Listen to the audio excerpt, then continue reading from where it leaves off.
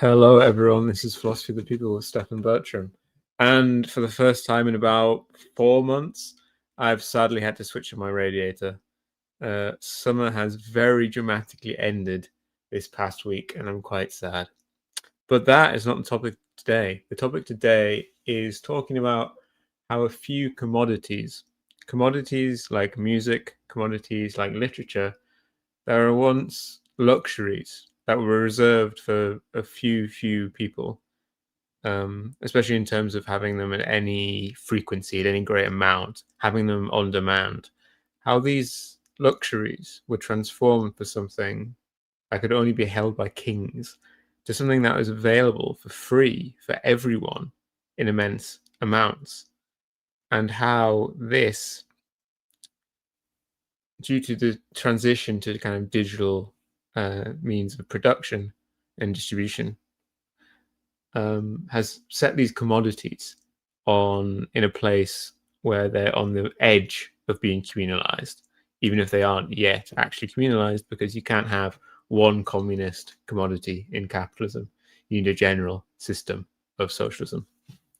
Hello to Luke. Hello to Matt. Hello to Dream R76, who is green in chat, which I don't actually know what that means. I presume it means they're a member on YouTube or something else, but I don't actually know what being green means.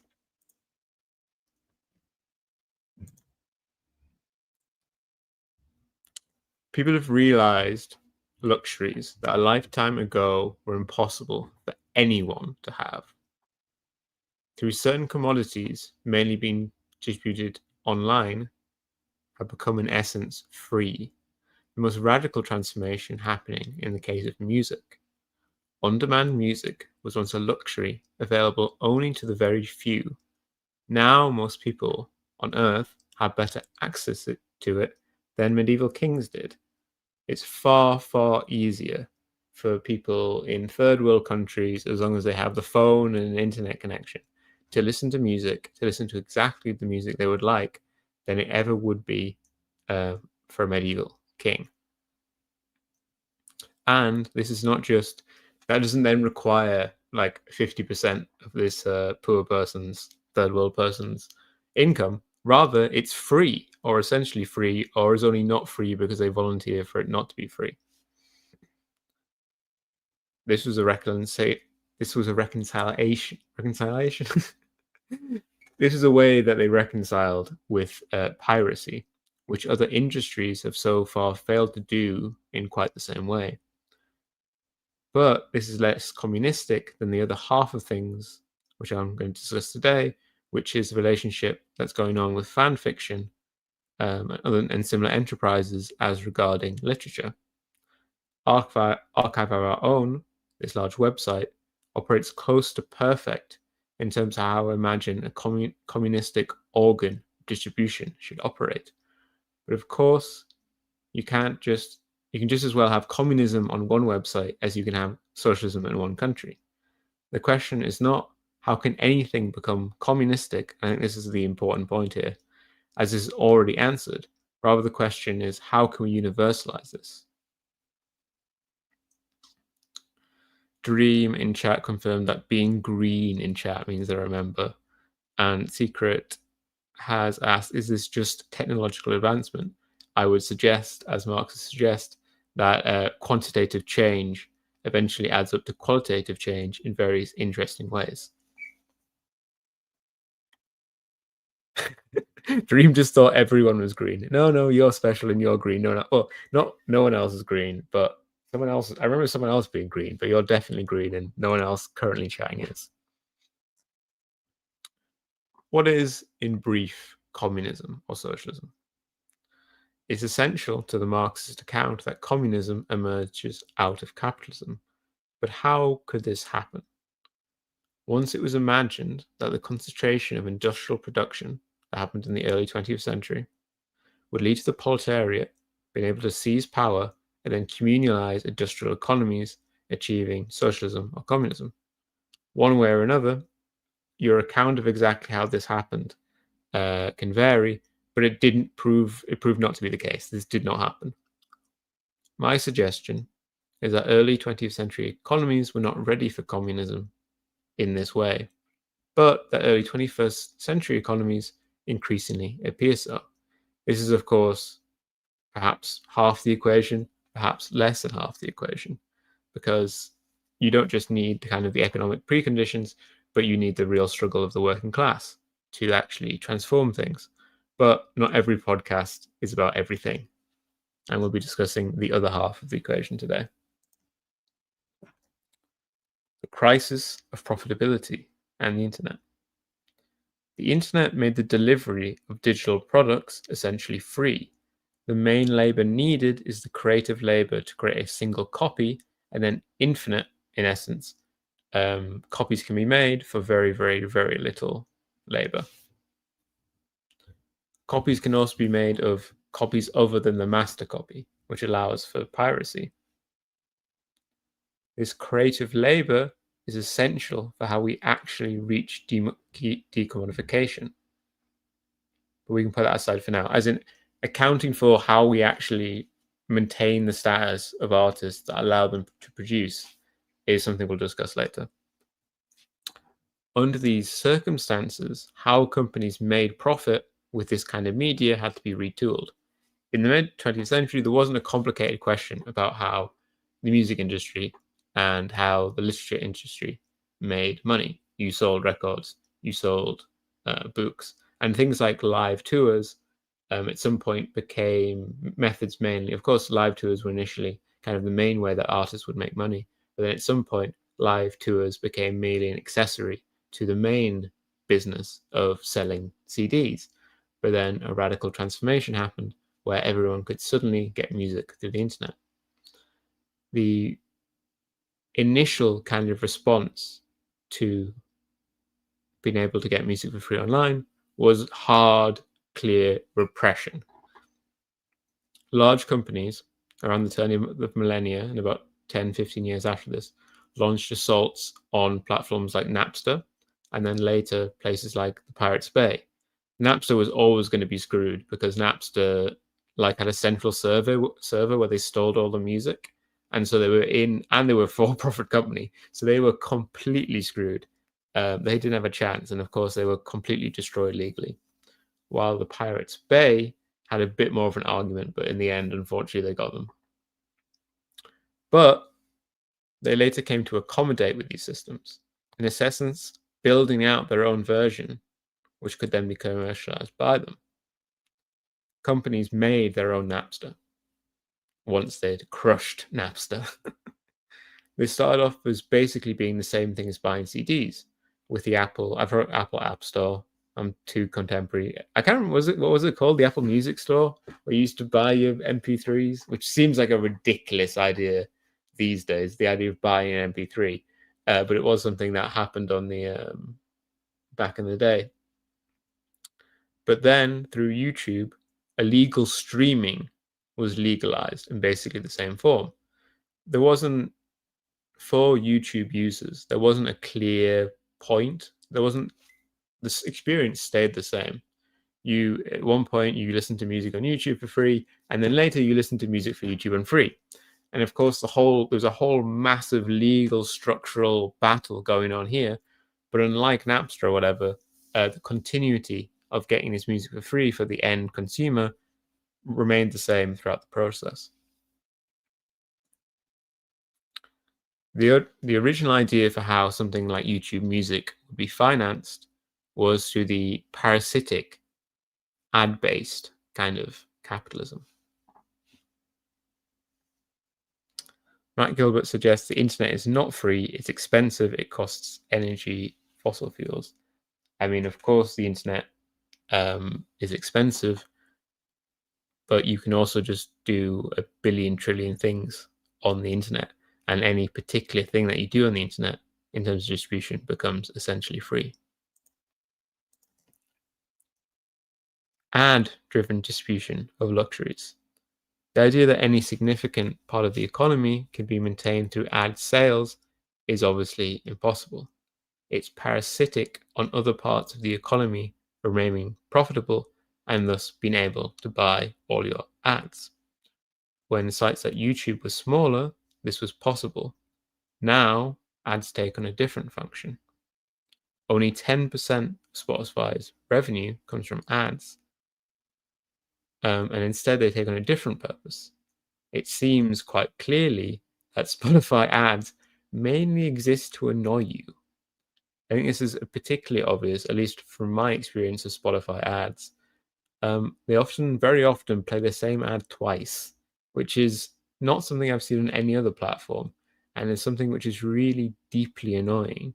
But of course, if the purpose of these ads is not to sell you the thing, but rather is to irk and irritate you in order to sell you something else, as in Spotify Premium, then the system works. And also, it's through these ad systems that are imposed on kind of the the most plebeian of their users. By then removing it allows the premium service to be premium. There is a constant struggle, I think, to actually give some kind of premium service, and the best way to do that is just to make it ad-free. This is instead where most revenue comes from for these new media companies, an abominable amount of subscription services, which increasingly characterize the contemporary economy. But it's worth remarking that this is a distinct way of engaging with a capitalist economy, where one can have as much as they want of whatever they want in any form they want. Subscriptions for physical goods exist, but they don't operate in the same way. There's never going to be unlimited Uber food or whatever, where you can just buy as much food as you want, because people fear like this kind of infinite amount that their users will just. And I think there have been various attempts to like offer physical goods in an almost endless manner for based on a subscription, and they've all really gone and collapsed and died because people will a small minority will just kind of push them to their ends, and they should.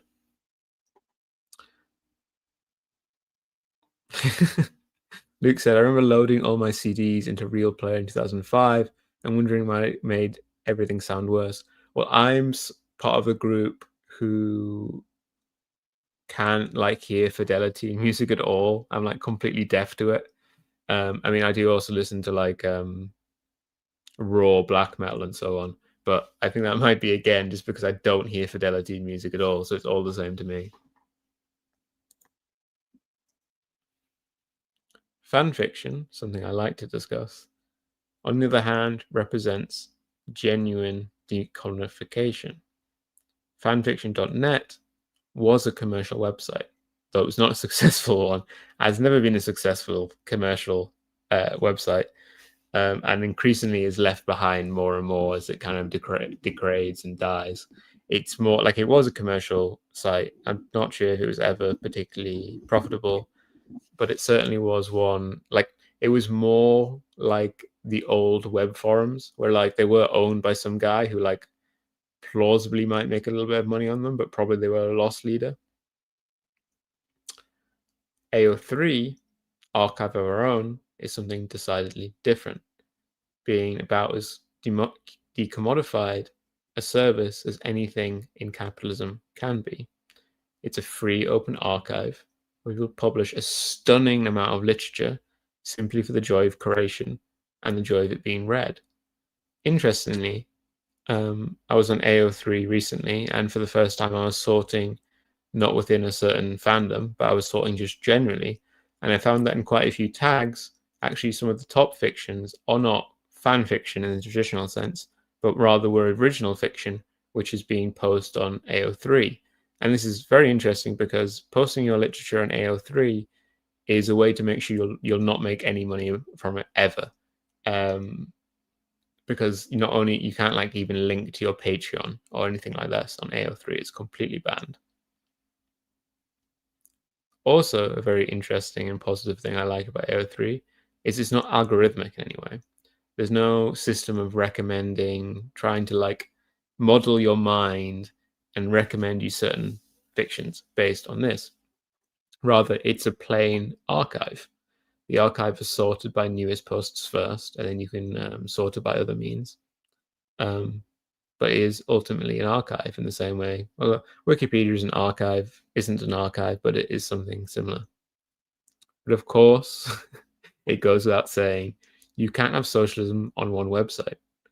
These creators are not rewarded for their creation by the things necessary for the reproduction of capitalist life. So this existence of this place is again parasitic on other areas being profitable and allowing proles to reduce themselves. Ad-based subscription services are parasitic, and the existence of websites like AO3 are parasitic on other parts of the capitalist economy. If fanfickers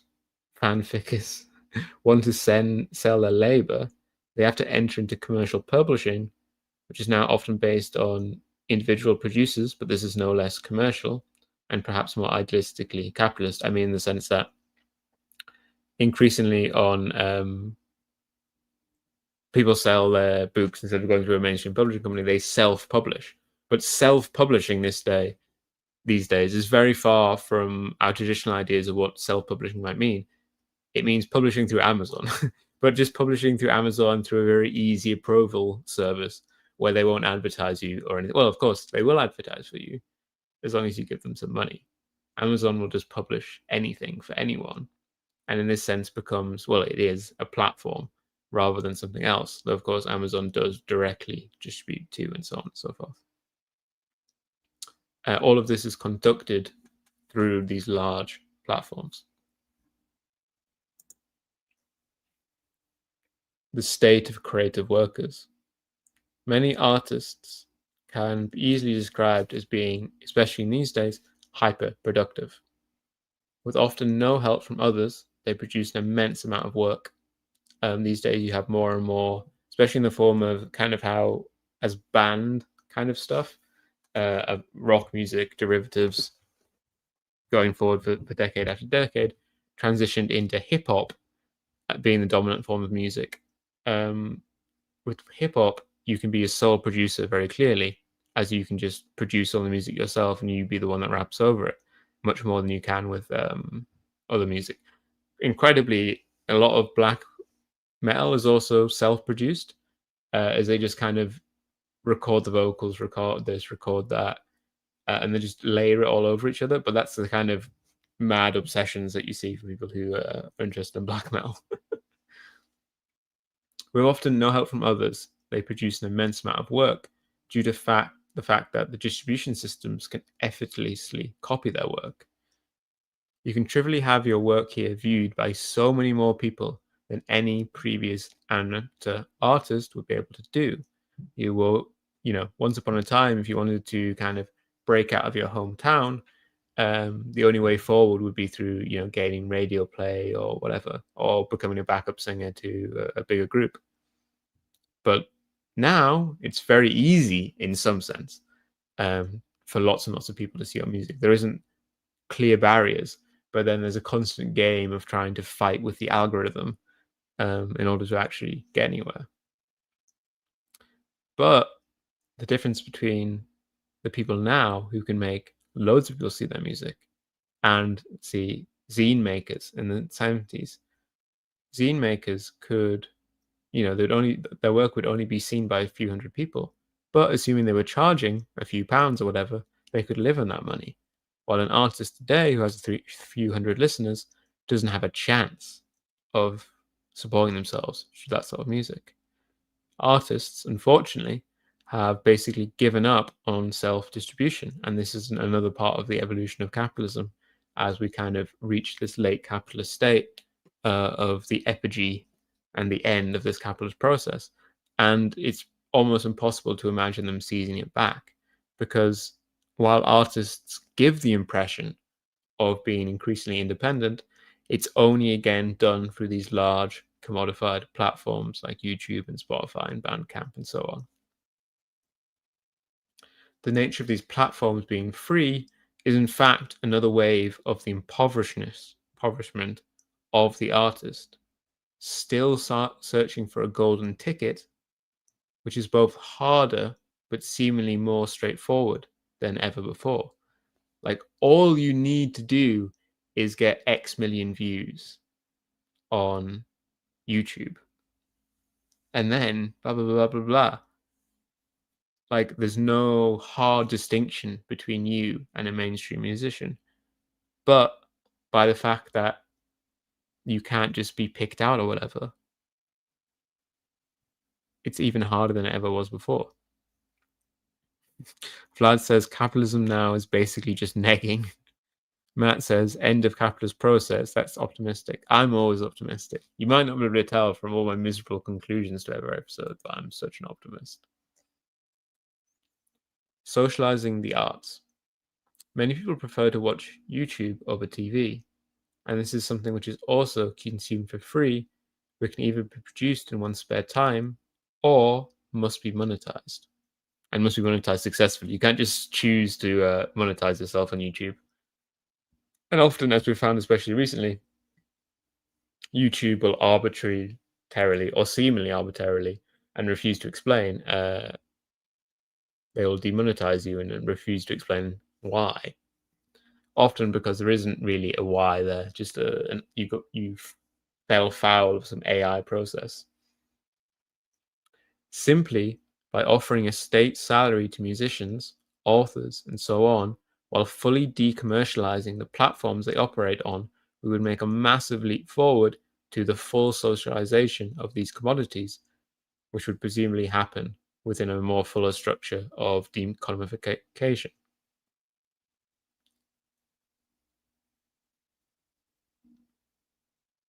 The salaries can be dispensed with once the rest of the economy has been communalized, but this is entirely necessary for the present. It would be very important to keep these salaries.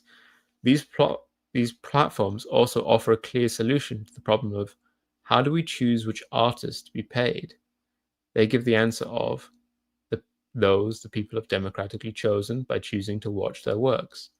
As artists do now, you would start producing for free, and if you do well, you would be given a salary in order to continue to do exactly what you're doing. Of course, this wouldn't be the only method. Democracy should not entirely decide what is worthwhile or not, but it would be a highly useful mechanism that, say, the Soviets really lacked in terms of when they were thinking about who should be allowed to be a professional musician, whatever else. This is very interesting because it's like a price mechanism. Price mechanisms are very useful in capitalism.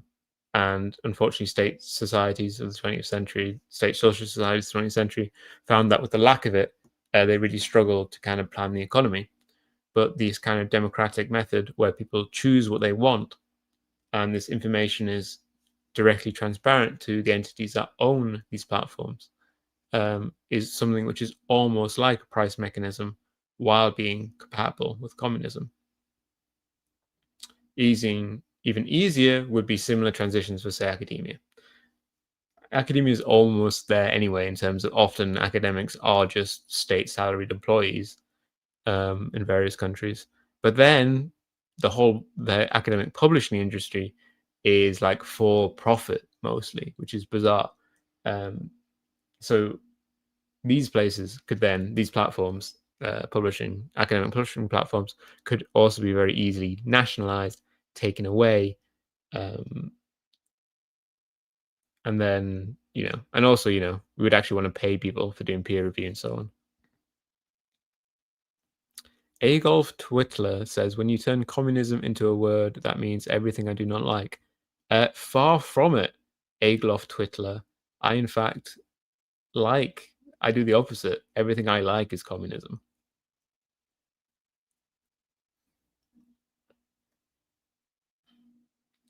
Soon asks, are OnlyFans creators considered artists? That is a thorny question I will leave to the State Department of Economics. We want music more than food. We want more music than food. Another reason I have for optimism is that it would seem that the things with the greatest demand, with an infinite demand, are the ones that we can most clearly produce infinitely for. The demand for music, for new kinds of music, for new varieties of music, is endless.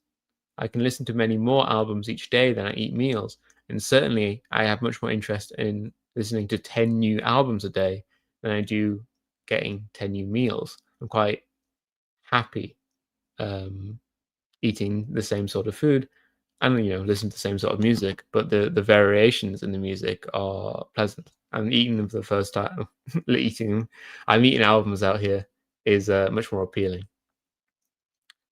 After the abolition of wage labor, it will be the demand for luxuries that will increase, while the demand for food should not change terribly so.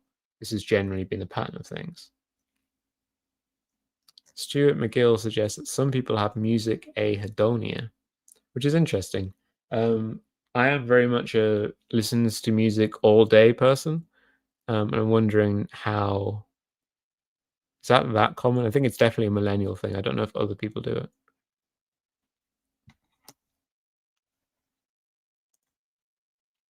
But surely food matters more than music.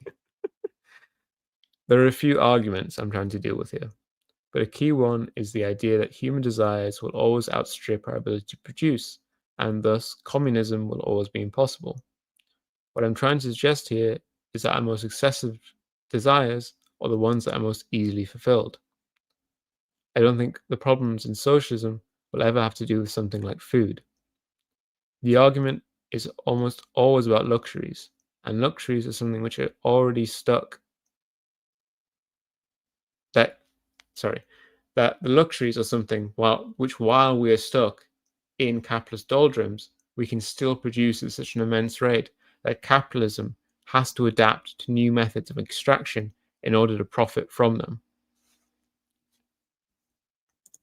One of the most bizarre things I find about capitalism in its current state is there's just seemingly no great desire, apart from in China, which again, shows something, to just make energy cheap and like really, really cheap. Like energy prices are still really, really high. They're getting higher instead of lower.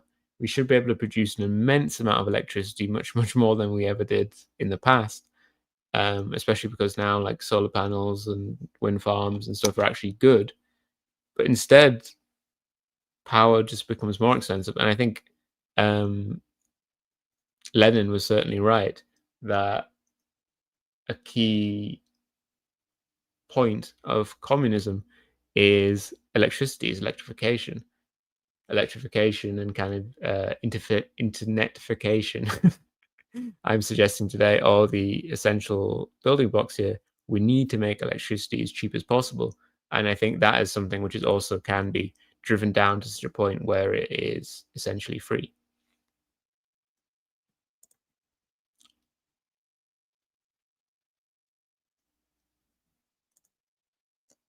How much art would you produce to be considered an artist? Are we talking UBI? I mean, in the sense that if you have a podcast, for instance, I guess podcasters count here. Perhaps not the best example. If you have a podcast and you're successful enough in this imagined socialist economy, you would then become a salaried podcaster. And, I don't just mean political podcasts here. I assume like the Mindscape podcast that I listen to, which is a science podcast, would, if the author wanted it to be, they would then take up a salaried position, and then they would be required to kind of, well, not required, but they would be asked of to work that job full time in order to keep producing the things that people want.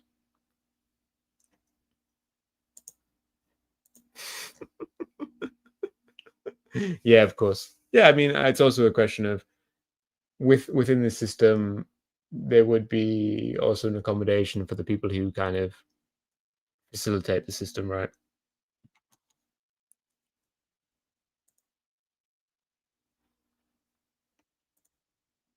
Conclusion. The development of the capitalist economy has led to a certain number of commodities edging towards communalization, but they can never complete this journey within a general capitalist system. This has led to very strange effects, and importantly demonstrates how there is nothing unrealistic about socialization. The key items here are music and literature, which can now be enjoyed for free in any amount, in unprecedented quantities by anyone. These platforms can be seized and artists salaried using analytics already used by the present system to make a massive leap forward in the socialization of the economy. My discussion here would be it's kind of parallel. I put your comments on stage. No one's made a comment yet, but now the comments will appear on stage. This work here is parallel to the suggestions from what's that book called? Like the Walmart of Socialism. I can't remember, but I guess you know the book I mean, where they talk about how the distribution systems of Amazon and Walmart and so on can be used by a government that was willing to take the commanding heights of the economy to distribute goods in a way that would be actually effective in the ways that planned economies of the mid-20th century failed to be. I think what I'm suggesting here is a parallel to that, because we can talk about Amazon's distribution system in terms of their physical distribution of goods, but also Amazon is a significant distributor of digital goods these days. And that is something which I think would be even more easily socialized. And the questions of how do we make, so for instance, when we're talking about nationalizing Amazon, questions of how to make the lives of Amazon workers, like proletarian Amazon workers who work on the distribution lines, how to make their lives something which is compatible. Why are you guys so small? Can they not make a bigger version of you? It was much bigger on the old one, Restream. There is a big question in terms of how can we make, if we socialized Amazon, if we nationalize Amazon, how can we make the lives of the people who work at Amazon the sort of lives that people want to lead without kind of destroying what is useful about these systems, which is they don't just distribute effectively, but they distribute cheaply. But I think when we're talking about digital distribution systems, these questions have become much less thorny, because, okay, you need like data centers and you need like administrative workers who can like index everything on Spotify or whatever.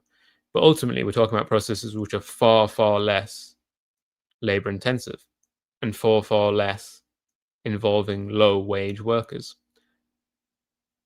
With nationalizing these platforms, salarying the people who work in administrative positions in them normally, I mean, some of their positions wouldn't be necessary because they do with like all the people who work in advertising. Unfortunately, you're fired. You can start a podcast or whatever, but you're out of a job. And then you just need to salary the artists, and basically the problem is solved. What would happen to Joe Rogan after the podcast revolution? I think Joe Rogan is a good podcaster. I think he's fine. I mean, he's obviously a friend of the pod. He's a friend of give them an argument. So yeah, I mean, obviously, yeah, someone like Joe Rogan. I mean, obviously, we can talk about how in socialism you wouldn't allow, or it depends in what part of socialism, but there would be some point in socialism where you wouldn't really want to allow people to openly kind of call for the fall of the regime or whatever. And Joe Rogan might be one of those people. But accepting that, I don't see any reason he wouldn't then become a salaried employee of the socialist state, because he's obviously a very good podcast and very many people like to listen to him. And you would hope that any reasonable future socialist government would be able to integrate figures like this into their media system. And if you don't, I think you're probably going to fail as an entity. If kind of enormously popular people in your country are inherently and deeply set against you, then you're probably not going to do very well. Matt and Vlad reminded me that it was People's Republic of Walmart. Okay. Does anyone have some deep burning questions they want me to answer? Because otherwise I will switch things off.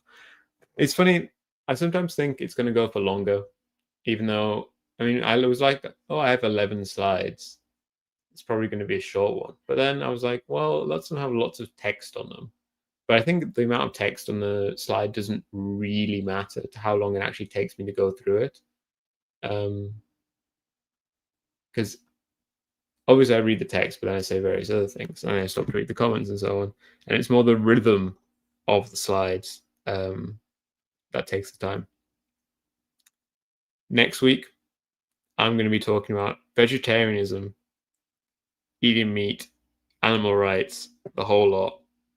Exciting. Something I'm sure lots of people care here about a lot.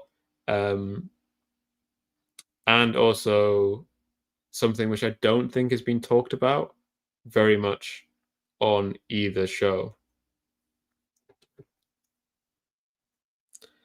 Is Baby Grok the Riz King? I don't like him at all. I'm not a Baby Grok stan.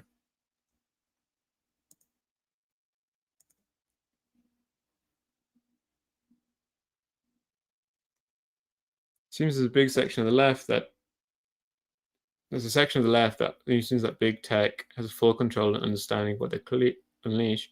I was wondering if you know the answer to curing anti-AI dogmatism. I mean, I feel like anti-AI dogmatism is something which is wrong, but is kind of better than instinctive AI acceptance. Because obviously I don't use ChatGPT or whatever, but I do chat to bots which, like, they'll pretend to be a Jedi or a wizard. And this sort of thing. Though always what happens, I'll go back to him and I'll be like, oh, this will be really cool, and then I grow frustrated with them very quickly. But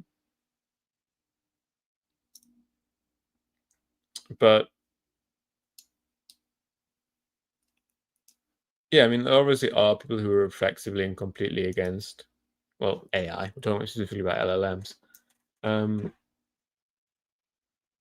But it just, I mean, I don't agree with them, but it feels like just something which is not a priority for me to kind of want to dismantle, because I think their instinctive horror of it is often incorrect and so on. But it's also like a really strong guard against being like your brain being made into slop. Though I would say that I think an instinctive one reason not to be like a strong instinctive anti-AI person is by refusing to view it, you'll be worse at recognizing it.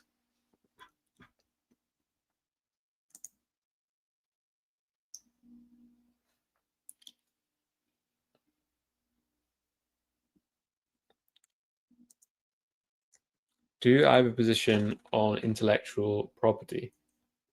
I feel like intellectual property is something that you could abolish even within capitalism.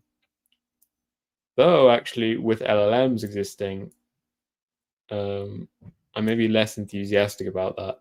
And actually, with LLMs around, like, I want people to be able to write a good novel and sell it commercially, even if that novel is set in the world of the Lord of the Rings. I don't have to wait. I don't want to wait for the copyright of those books to expire before I'm able to do that. But there is a threat there with LLMs that once they're kind of a bit better at writing books, if then we abolished intellectual property, the grand slop gates would open, and then you would go into your local bookstore, and all you would find in there is 100 books about Baby Grok meeting Aragorn and them getting rizzed up together.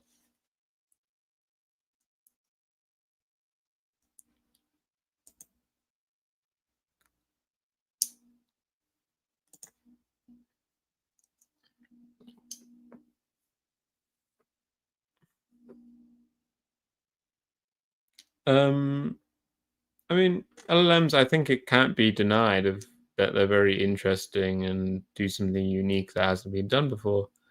I think the problem is then that advocates for them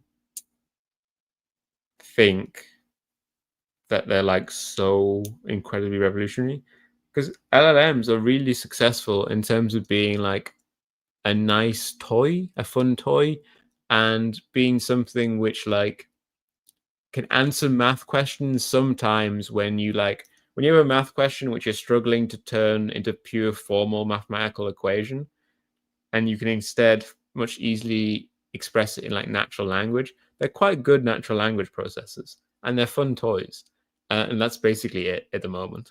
while kind of the advocates think they're on the edge. Well, it's this bizarre thing I've talked about before, where their advocates be like, they're going to kill us. They're going to kill us. The AI, which I love, is going to kill us, and that makes them cool and real apocalypse enjoyers. Not even LLMs, not even just LLMs. There are people who are against just the cool stuff like serious glitch art and stuff to make movies cheaper. I don't really know what you're referring to with the make movies cheaper or whatever. But yeah, of course, there are people who are instinctively anti-tech, and it's quite strange. Obviously, I'm not sure how you can be a communist and be like fully anti-tech, because I think, and again, how it's been proved more clearly that this is the case. Maybe at the beginning of the 20th century, you can have a position where it's like, oh well, we're kind of ambivalent. Maybe like the technology that we've achieved at this point are sufficient for the transition to communism. But I think that's definitely been disproved. And I think then if you're sitting like a century later and are still kind of suspicious of advances in technology, they should probably reassess.